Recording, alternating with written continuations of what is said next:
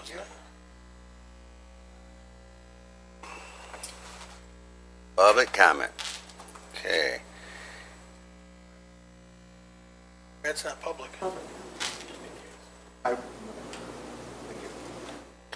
Are you hearing none? We'll move on to item number 4A. This will be the minutes for May 8th, 2017. Be looking for a motion and support.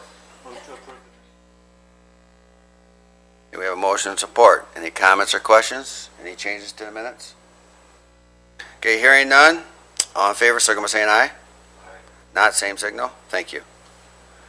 We are now on to 4B. This is the Lifeway Monthly Report, and we are blessed with Shannon Clevenger.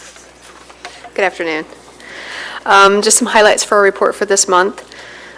Just so that the commission is aware, meetings are being scheduled with the various entities to develop a memorandum of understanding with each project and the contract related to the millage. Lifeway's had a recent audit of financial statements for the year ending last fiscal year, September 30th, 2016. We are waiting for that report, so once we receive that report, it will be presented here. We recently had our recipient rights audit. We got a score of 160 out of 170, so we will be working with staff on a plan of correction related to the areas of partial compliance that we need to address.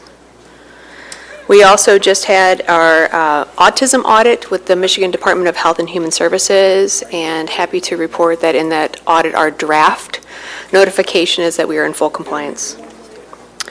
The Healthy Me program, which is our PBHCI grant related to integrated health in the behavioral health setting.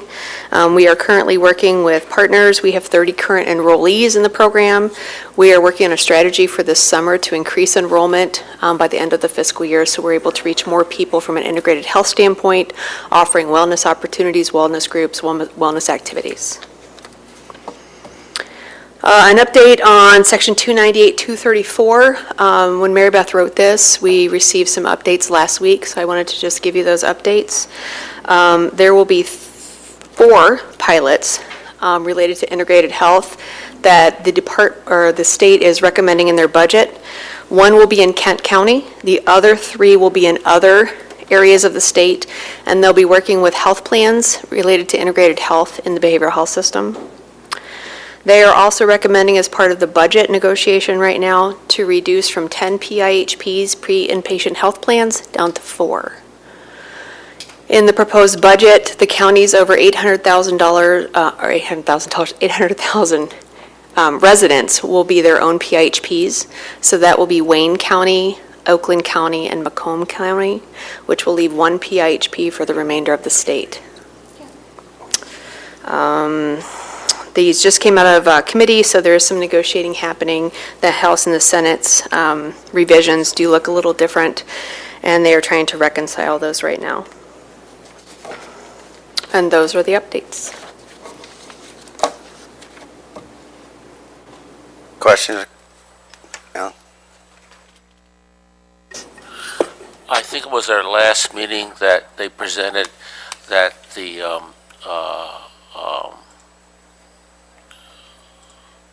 what was I going to say? Sorry. It's Monday. It's Monday. Oh yeah, there was a bill in the legislature that was trying to make the entire state have a middleman, so to speak, coverage and so on, and they asked us to call our, and I called Julie and told her what I thought of that it was unnecessary and so on and so forth. Yes. Okay. And do you have any? That is the Section 298-234. So it was 298. It's now Section 234, and they are recommending a reduction in the prepaid inpatient health plans throughout the state. So there's 10 now, and we are under 1 in our 21 county region. They are proposing it go to 4 in the state. Okay. So they are still proposing that. Okay. Thank you. Anything else? Okay, Shannon, appreciate it. Thank you.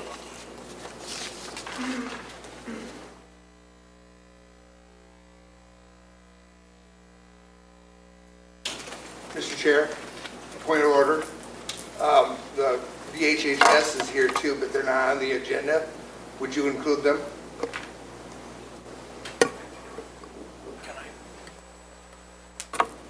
Yeah.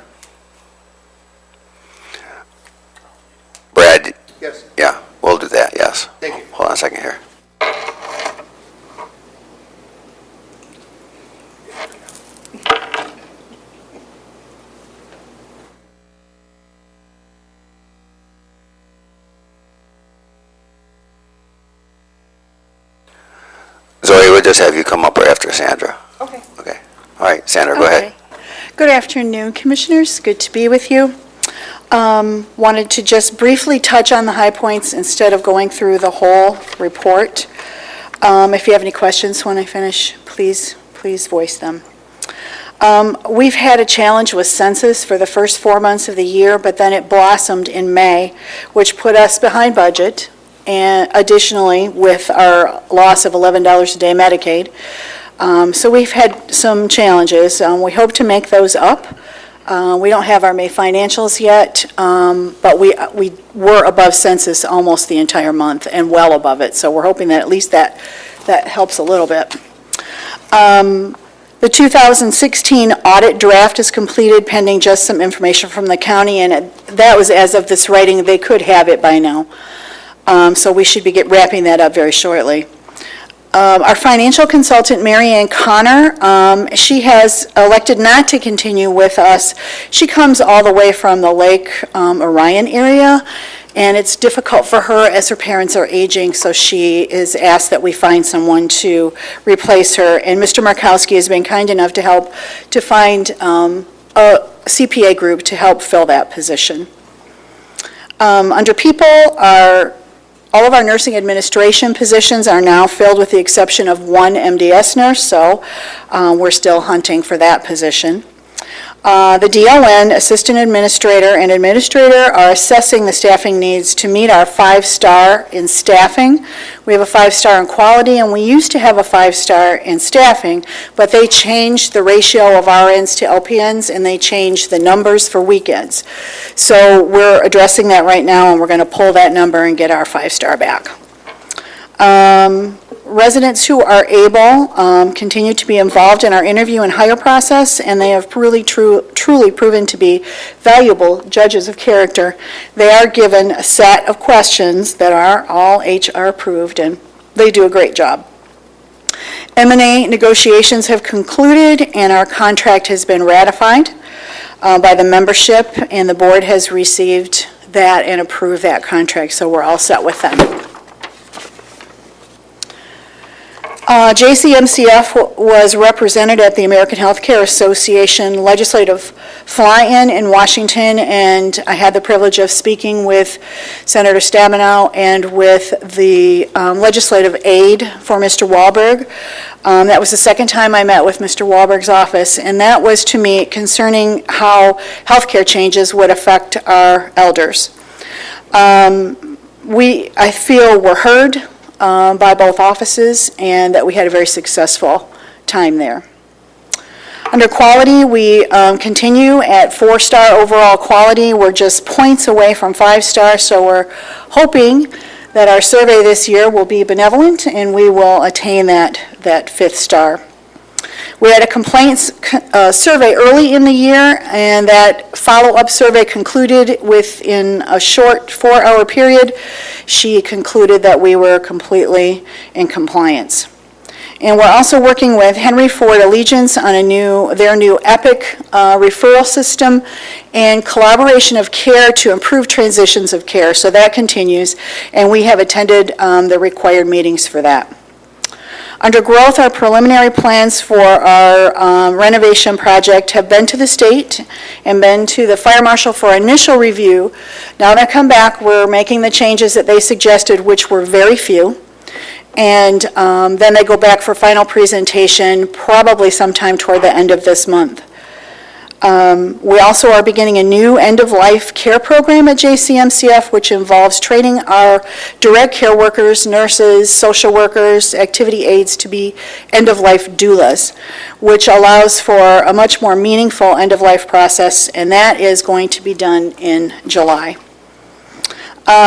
We've begun also to assess the needs to obtain our 4th and final milestone with Eden, and at the same time, we've been asked by the Meyer Rothschild Foundation, which is a not-for-profit that works out of Washington, D.C. and Baltimore area through the University of Maryland, to participate as a beta site for quality of care in-person directed care, which is an enormous honor.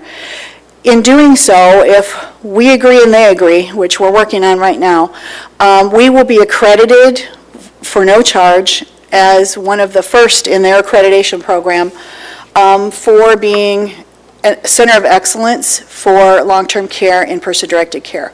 So I'm keeping my fingers crossed, and we're going to see where this path leads, but it looks very promising.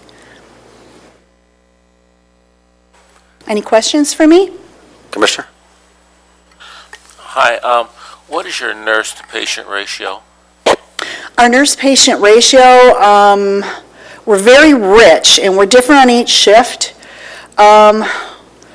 It's because we divide up in neighborhoods, it makes it a little hard to say, but each neighborhood consists of approximately 58 beds, and they have four nurses, a unit manager, and then administrative nurses. So we're pretty rich. So is it 1 to 12, 1 to 6? Oh, it's lower than that. We're about 1 in 7, 6 to 7 during the day shift. We're 1 in 8 to 10 for the afternoon shift, and this is just clinical nurses. And then we're about 1 to 10 to 12 on nights. Okay, and the EPIC project is when I discharge someone from the hospital and they're going to go to your facility. Yes. If you're hooked up to EPIC, does that mean that all the information you have access to in the hospital? Yes. So I don't have to fill out as many forms anymore? No. Okay, thank you. You're welcome. Any other questions or comments? All right, thank you, Sandra. You all. Okay, Zoe? This is for the commissioners on the committee. We'll be adding DHHS to the agenda. We're going to put that down as C, number 1. I'll need a motion support on that. If I may, Go ahead. for board docs and for our minutes, let's make that, Jelane's just added this, she added also your attachments, Okay. but it's going to be D, and it's going to remove everything, so if everyone, if you hit meeting and hit agenda, it'll pop back up and you'll have all the attachments on there, because she can't do C1, I was checking with her. Because while we can add it here easily, down the road, when people are trying to go back and see the minutes, there won't be a C1, there will be a D. Okay? Okay. Good. Makes sense. And for the attachments that are on the report that you received are the previous report's attachments, so I brought copies of the new attachments as a list of meetings. One second. Okay, if everybody understands, there's still like a motion of support then? You supported it. All those in favor, someone saying aye? Aye. All right, thank you. All right, go ahead. Okay. And we have all your, And can I give these to you? yes. She just said that the I need a motion of support to receive. Okay. All those in favor, someone saying aye? Thank you.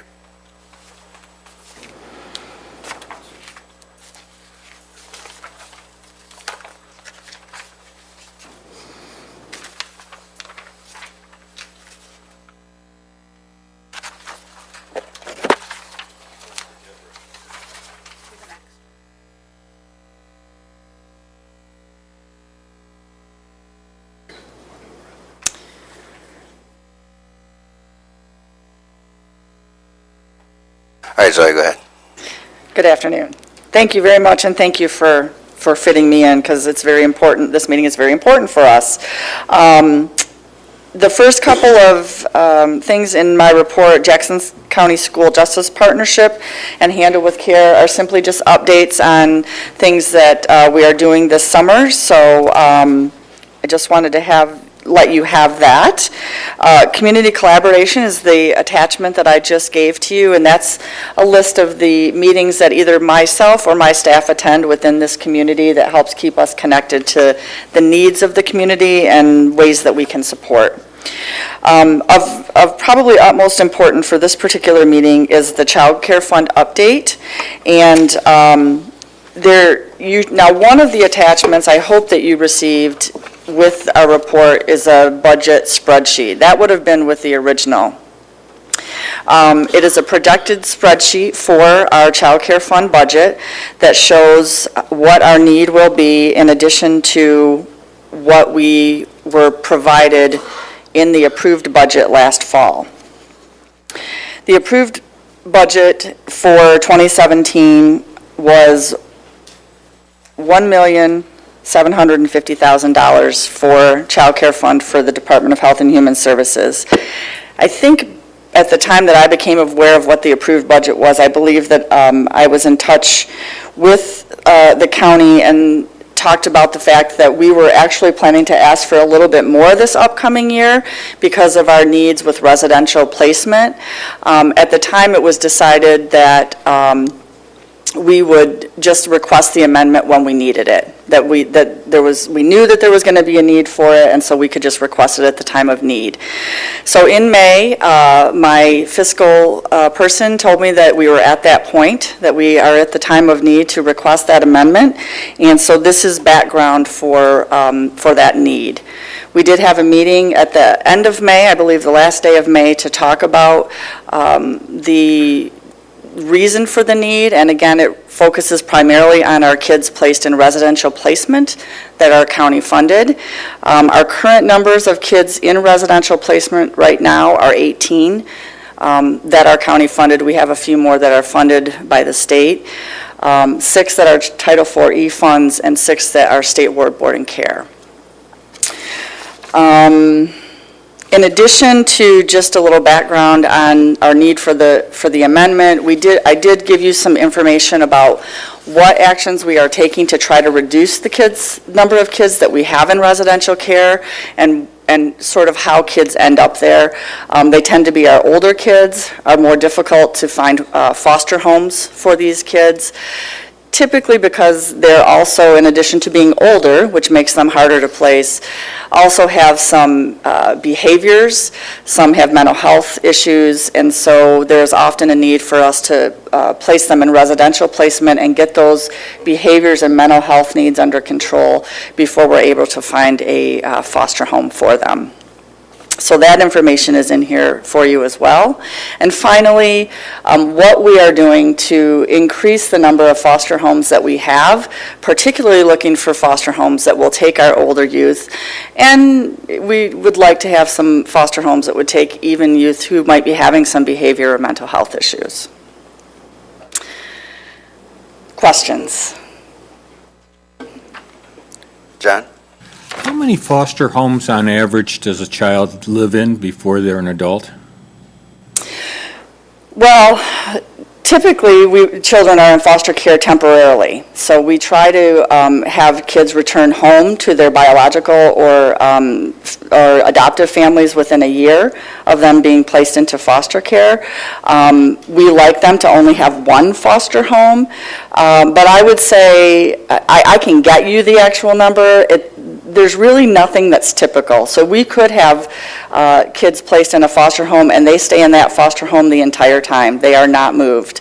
But we do have other kids those that have the behavioral problems may end up going to a couple of different foster homes before they find either their perfect spot or sometimes end up in residential because their behaviors are so difficult. And does that then increase the problems with the child? It can. Mm-hmm. Yep. Just like any of us, human nature is the more we're because oftentimes it's the foster parent who asks for the child to move, and so the children start to have a feeling of nobody's ever going to want me, and it just exacerbates behaviors oftentimes. Mm-hmm. Anyone else? So if I could, I just want to be very clear about what the request is, because, so we're requesting the original $250,000 which would have gotten us to last year's budget, and then an additional $250,000. So the request right now is for $500,000 to get us through the end of the year. Yeah, earlier in Personnel Finance, Charles was here, and we did approve that. Perfect. So just to let you know, we're very... You want me to go through all that? Well, no. Yeah. It's okay, because I think, honestly, it's the kind of thing that you sometimes have to hear over and over and over again to really understand how it all works, so. No, we listen very well when it comes to money. Any other questions? Anything else? Commissioner? When these children are in foster care, the older ones, and they have behavioral problems or other mental illnesses, are they under active treatment under someone?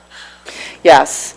So the first thing that we really have to do when children come into foster care is we have physical health and behavioral health assessments completed and make referrals to the resources that they need. So they're getting a medical exam, they actually have to also have a dental exam, and they have to have a mental health assessment so that we can make the referrals to the appropriate place. And are there adequate resources and to take care of those problems, say with the mental health issues? Do you have problems getting the kids into seeing psychiatrists and so on and so Yes. forth to get their medications? We do have some difficulties.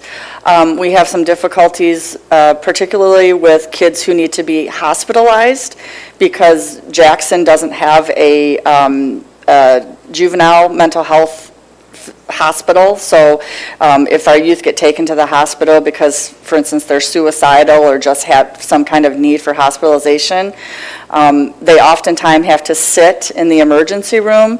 I've heard for up to 5 days until they can find a mental health hospitalization. The other issue is that one of the best ways that they're talking about now to help kids sort of work through their lifelong issues of trauma is through what they call trauma-focused cognitive behavioral therapy, trauma-focused CBT. And as a whole in Jackson County, we do not have enough trauma-focused CBT certified therapists. Actually, we are working together with the ISD through their Project Aware, and we are funding a cohort of therapists from Jackson County to go through the training. The Project Aware is paying for these therapists to go through the training to become certified, so that a year from now, we will probably have 30 additional therapists, and that will help us tremendously. Okay, thank you. Chairman Chavo? So it was requested by the board at Personnel and Finance that you give us a 10-year history of the Child Care Fund, please.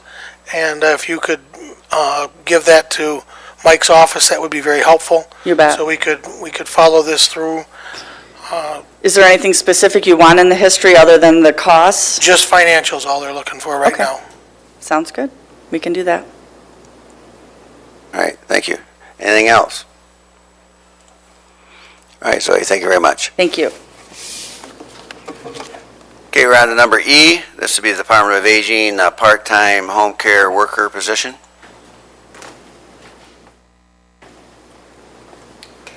Yes, good afternoon. Some background with the Home Care Services Program. We provide lighthouse cleaning and bathing assistance and also respite services, which is a worker being with someone who can't be left alone.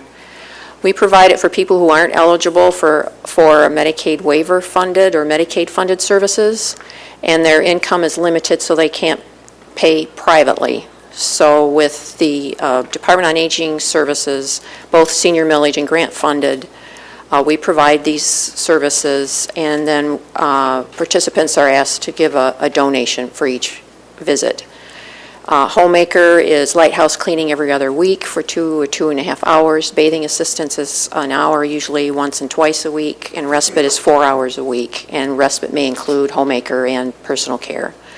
So that's what Home Care Assistance Program is. Currently, we have 11 part-time workers, and we've been trying to have more casual workers. And the definition of part-time is 29 hours a week. Casual is 18 hours a week. So we have some casual workers who would like to work more hours, and they're good workers, but all our part-time positions are filled. We're having a hard time recruiting enough casual workers. So the request is for 2 additional part-time home care worker positions.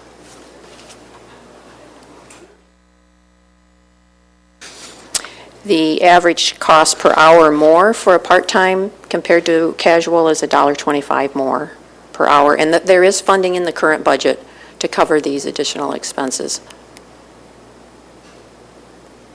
Do you have any comments or Any questions? questions? For Marcy? I'm concerned because the hours of I'll back up a little bit too. Starting in 2014, we reported that we are phasing out of providing Medicaid waiver-funded home care. There are other businesses in the area who can provide home care assistance for the Medicaid waiver program. So we've been phasing out of that. So we expected our numbers to go down, our hours to go down. The number of casual employees will go down. But when I look at our senior millage and grant-funded units, when I compare 2014 with 2016, so a 2-year time, our hours have gone down 9.5%. And the need is there. We need the workers. Marcia, I have a question. Will the number of casuals continue the same, or how Which we'll still try to hire enough casuals so that we can get our hours of service back up to what we provided 2 years ago. So Okay. the search will still be on for casual employees. And obviously, this all fits within your budget. Yes. All right. Any comments or questions that need to go to the full board? If not, we need a motion and support.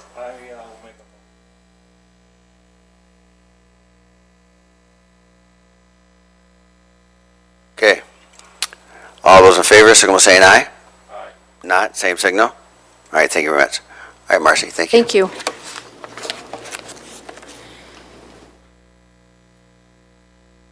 Item F, Veterans Affair.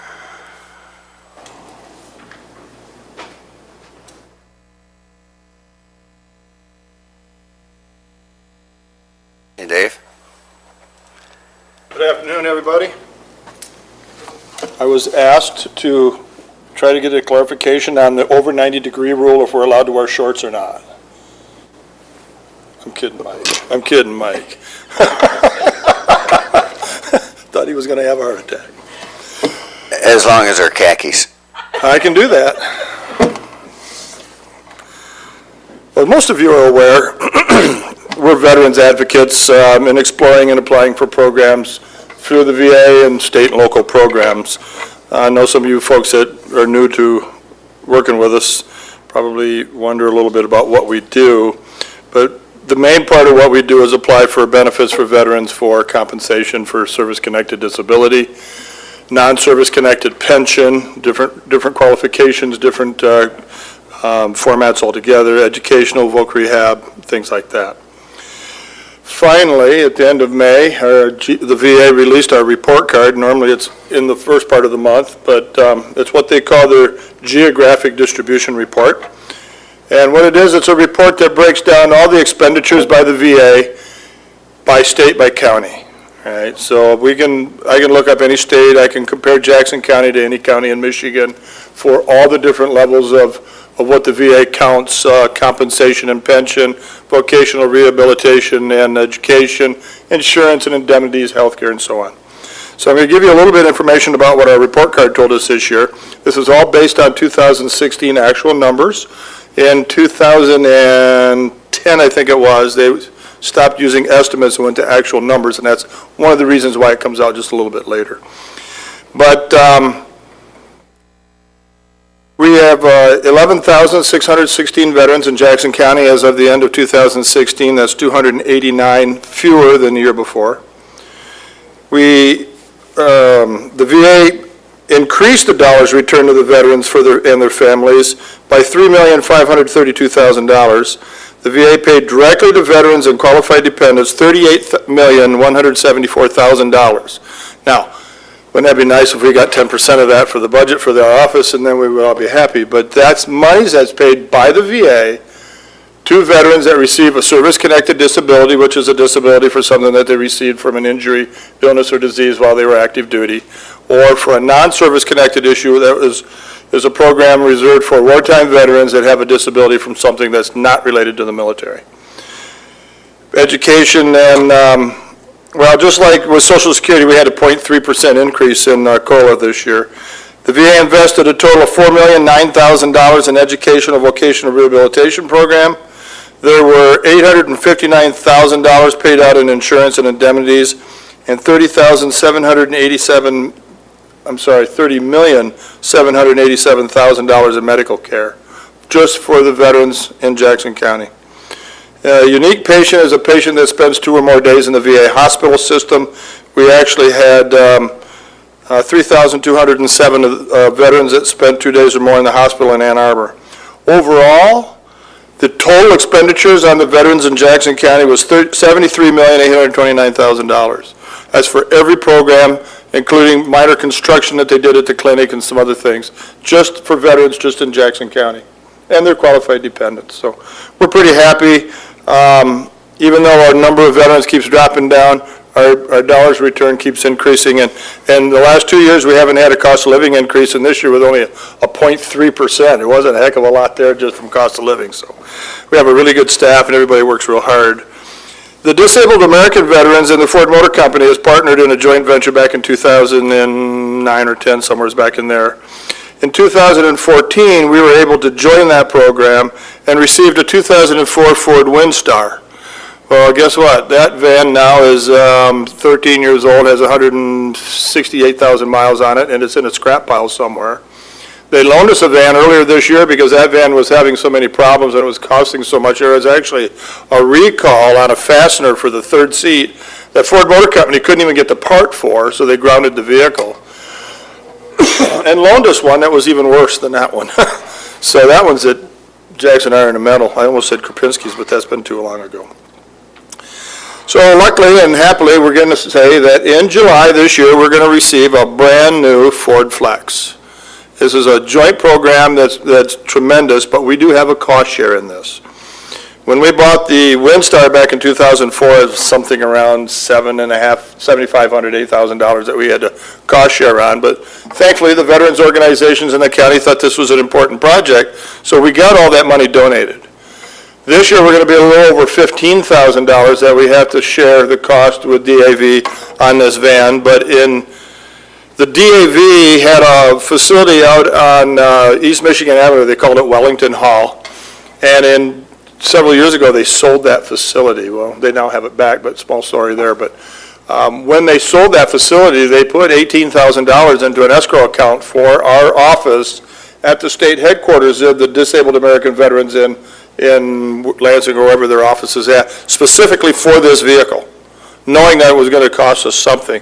They didn't want us to have to do a fundraiser. They didn't want us to ask you folks for money, so they deposited that money in an escrow account for us, so we're good. We've got enough money to cover the cost on and everything, but thanks to the local DAV, we're going to be in pretty good shape. We're going to have a brand spanking new vehicle come out here just in another month, hopefully. Hopefully it doesn't take any longer than a month to get it back. We've been waiting for a long time. Actually, right now, we have a GSA vehicle that we're not even supposed to have, but the people in Ann Arbor just kind of loaned it to us and lost the paperwork. So we had a way safe to get the people back and forth to the hospital in Ann Arbor. This van is driven by volunteers.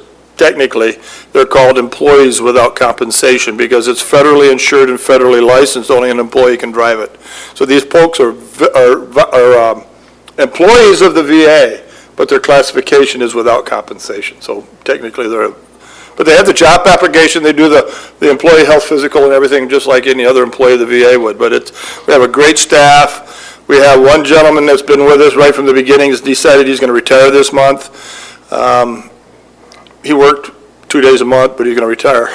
But he's been a tremendous part of the program. We have 7 drivers right now that have been with us. 2 of them have been with us right from the start, and these guys are pretty dedicated. But we're gonna put a big search out here real soon and start looking for some new people to help, because in the wintertime it gets really tough because 4 of them are snowbirds. So we have a very short staff along about February. But our partnership with the Vet Center in Dearborn has been renewed. Mike Samar is a combat counselor that works for the Vet Center in Dearborn. He comes to us twice a month now on the second and fourth Thursday of each month, and he holds counseling sessions with combat veterans. Some of them are from Vietnam, and some of them are from the more recent Enduring Freedom era. And last week, actually, he started our first group session, and it worked out really, really well. So it's going to free him up a little bit of one-on-one time, that if he can spend an hour or two doing group counseling, then he can break down into some more one-on-one, and hopefully we can keep him busy and keep him full of clients. The Michigan Veterans Trust Program has started a new era. Some of you may be familiar with the trust. It's a $50 million trust program that was put together in 1946 after the end of World War II that Michigan is the only state in the country that has this program. The money is used specifically for veterans that have urgent or emergent situations. Maybe your furnace blew up, or your roof, your car blew up, you can't get to work, things like that. You do the application. You saw the agent in the county office. You do the application. 2 weeks later, the local board meets. After they send their findings up to Lansing, then a week or two later, the Lansing board meets, and it might take a month before you find out if you're going to get the $800 you need to fix your furnace, or whatever the amount is that you requested. Back in last summer, not quite a year ago, they started a pilot program counting nine counties, 3 different regions. And we were part of that in the sense that they moved all the files out of the Jackson County office, they moved everything out of there that they needed, sent it all to Lansing. So what they did was they established a representative in each of the 9 counties, and they electronically sent them out the information so that they could get responses more quickly as far as was it an approved request or not. So now they've even gone it one step further. This is now moving statewide. They were satisfied with the information that they got as far as the results from their study of the pilot program. And a veteran that has an emergent or urgent situation now can contact them by telephone. They have an 800 number. They'll do all the intake over the phone, anything that they don't have a copy of. Any combat veteran that lived in the state of Michigan at the time of discharge, their DD-214 or their discharge papers was automatically sent back to the state. So they should have, any wartime vet, they should have all their documents in hand as far as, verifying the military service. So it's all done by phone now. Sometimes they have to fax a couple of things up to them, but once they get all the information, they send it out electronically to the 9 regional members. They make a decision that day. The veteran will know maybe that same day or the next day whether or not he's been approved, which is a tremendous asset for these guys and gals. So that's a little new for all of us too. And then one of the things it's going to do is it's going to eliminate the agent. A lot of the counties, they have a part-timer or sometimes a full-timer in their office that worked as the state agent, and they would do all the intake, and then they'd get with the local board, but that's all going to go away now. Even the counties that are working with an agent in their offices, they're all going to be removed. It's all going to go electronic, which would be pretty nice. Kate Hardwick, the homeless veterans coordinator for Jackson County, still in partnership with us. She's in our office a couple times a week. She mostly works out of the clinic over on Page Avenue. And we still have partnership with the Community Action Agency, Disability Connections, ITT, which is Initiative, I don't know what the heck it stands for, but they have the SFVF grant program where they can help house homeless veterans, put them in an apartment for 6 months, rent-free, try to give them the time to get established so they can get a job and get some other funds going so they can keep their rent going after that. And a lot of other local programs. We still have a full complement of service officers working in our office Monday through Thursday, and now some Fridays, because Spencer doesn't want to have to drive to Detroit on Friday. He lives here in Jackson County, so we've kind of worked it out with him and his superiors that he can work in our office on Fridays occasionally. We averaged 156 monthly visits last year in 2016, which was 1,872 client visits for the year, and we did about 189, I think maybe 89 or 90 burial requests. That is it for me, sir. Thank you. Commissioner John? Hi. Good morning. Good morning, sir. Afternoon. Whatever. I met with a group of Vietnam vets last week, and one of the things that came up was the fact that they were never allowed to join the VFW because it wasn't a war, it was... Blah, blah, blah. Yeah. So are there any other organizations that they cannot join, like DAV or something of that? Well, they can sort? join any of them. Can they join the VFW now? Well, absolutely, they always could. It's just that a local chapter, perhaps. I mean, I worked into the Legion Post that I belonged to. Okay. What are you doing here? My dad was a member, my granddad was commander in 1942, and I walked in there and they said, "What do you want?" They just didn't care about us back in those days. It was all run by a different type of veteran, I suppose. But there was some resistance. You didn't fight a war, your baby killed, we heard all that junk. I am not an in-country Vietnam veteran. I went to Europe instead of Vietnam. But we heard all that stuff. But we do have a lot of, I mean, the VFWs and the American Legions, we're the old timers in that place now. You know, we're still a lot of the World War II and Korean vets in there, but, I mean, I've been a member of the Legion for 28 years, and I was out of the service for 18 years before I even joined. So it's, you know, we're the guys that are doing everything there now. Well, some of those things were isolated incidents. I don't think that's not a rule by the VFW, the American Legion, DAV, they're all chartered by Congress. They have certain rules that are set by federal law that they have to follow. And membership was, you had to be during a period of war, and you had to be on foreign land and have a combat ribbon in order to join VFW. Now, maybe he didn't, maybe he was in Europe like I was. You could join the American Legion being in during a period of war, but not being a combat vet. But to belong to VFW, you had to be a combat vet. And that still stands true today. So I'm joining the Vietnam Veterans of America. They have a real active chapter here in Jackson. Those guys are a bunch of bums. I've been a member there for 20 years, too. Yes, sir. Anything else for Dave? Thank you very much. Thank you, sir. Okay, we're on to G. This is the Health Department, and the first item here would be the School Immunization Procedure Manual and Jackson County Immunization Regulation, which we got a lot of information on during the study session. Good afternoon, all. Good to be here with you. As Commissioner Rice had indicated, this particular item, we went into a pretty detailed presentation discussion in the study session. I wasn't planning to do another full presentation. I figure you have all probably the information that you need, but certainly want to answer any questions and concerns you might have. Does anyone here feel like they need to be more educated on this? Okay, if not, this goes to the full board. Any motion and support? Okay, all those in favor, signal by saying aye. Aye. All right, there you go. Now we're on to H, the Health Department Monthly Report. Just a few things to touch on, if you will.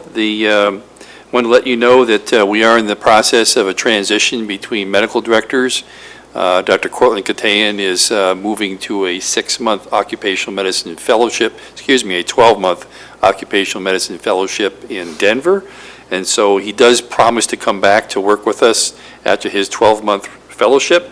In the meantime, we've approached and have an acceptance from Dr. Mike Faust, who works at the Townsend Medical Center, to join us for at least the next 6 months, and hopefully another 6-month time frame after that as an acting medical director for us at the Health Department, along with Dr. Amy Schultz. So we're pleased to have that in place. Some of you who may have come through the ground floor of the Human Services Building from parking lot A into the main building may notice we have relocated and we're reconfiguring the I guess what we would call information or receptionist cubicle as you walk in the door. This is a result of a couple of different CPI team training projects that occurred over the past couple years, as well as a lot of input from staff and our internal marketing team that we needed to make a change. I can tell you that from my perspective over the past few years, we have frequently run into folks within the Human Services Building who don't know where they are, don't know how to get to where they want to get to, and even have difficulty getting back out of the building and getting to the same parking lot they parked in. So we're trying to do a better job of servicing them right up front and getting them to the right place. So we'll be moving, I guess, from what I would describe as a passive information and reception function to an active one. Our receptionists have all received customer service training, and we've oriented them to what our expectations are, and so far it seems to be going very well. We have a few more tweaks of things to do in signage, but overall it seems to be very positively received by the public. I try to keep you up to date on the contribution that the WIC food program, if you will, makes to the community. And in fiscal year 2016, a total of $2.8 million came to Jackson County to support this public health nutrition program, and that supports the vendors of food and farmers markets throughout Jackson County. So we're pleased to share that with you. I talked previously, I think in a previous board meeting, about immunization-related legislation. The House Bills 4425 and 4426, a hearing was held on those on May 24th. Angela Aldrich, who is with me today in the room, did attend those meetings, the hearing, if you will. There was just one hearing. It was very well attended with people from both sides of the aisle, if you will, who had concerns. But ultimately, I'm very appreciative of Representative Alexander and Representative Roberts' positions on those two bills. They were, in my opinion, quite supportive of not moving those forward and recognizing the problems that they would create for us at the local level with public health activities and enforcement of certain provisions of the rules in the code. So I don't expect that they're going to move out of committee at this point in time. That is also the expectation of the Michigan Department of Health and Human Services. We did have a Shigella had a diarrheal illness outbreak in one elementary school here in the county during the month of May. Received a notification on May 25th of multiple cases. At this point in time, I'm only aware that we've actually had one confirmed case. Anything more than that, Angie? Just one confirmed case? And we had but a number of other, at least up to 9 other children primarily identified in the elementary school that seem to have signs and symptoms consistent with Shigella. Can be a very serious disease, particularly in young children, and there is no vaccine for it, so the best we can do is to really emphasize personal hygiene and hand washing, keeping kids out of school, if you will, if they're symptomatic for up to 48 hours. And I would imagine this has probably resolved at this point of time. I have not heard anything to the contrary.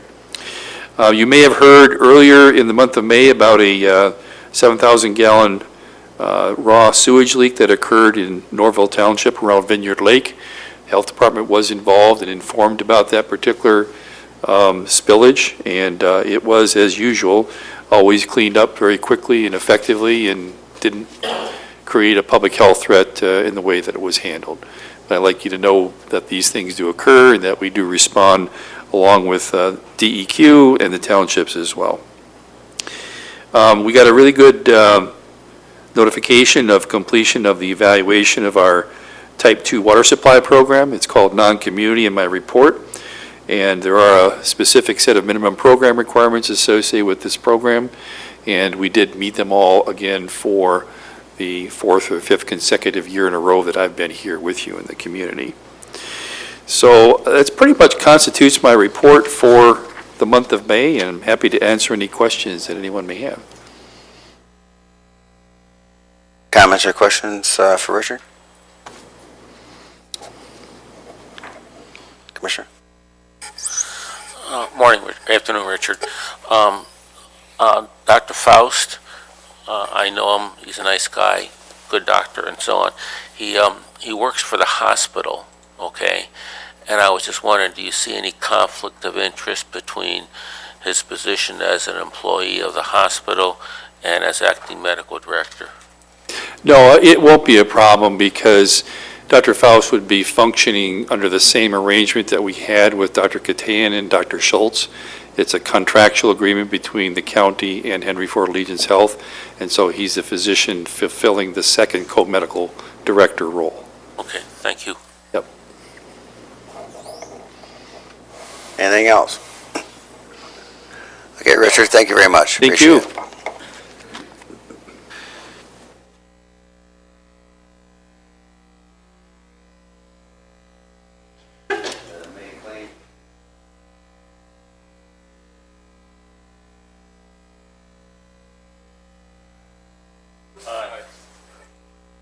Not, same signal. All right, thank you very much.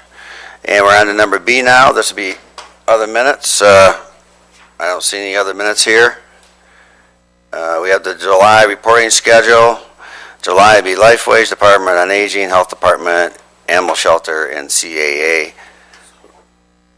We're on to 6A, public comment.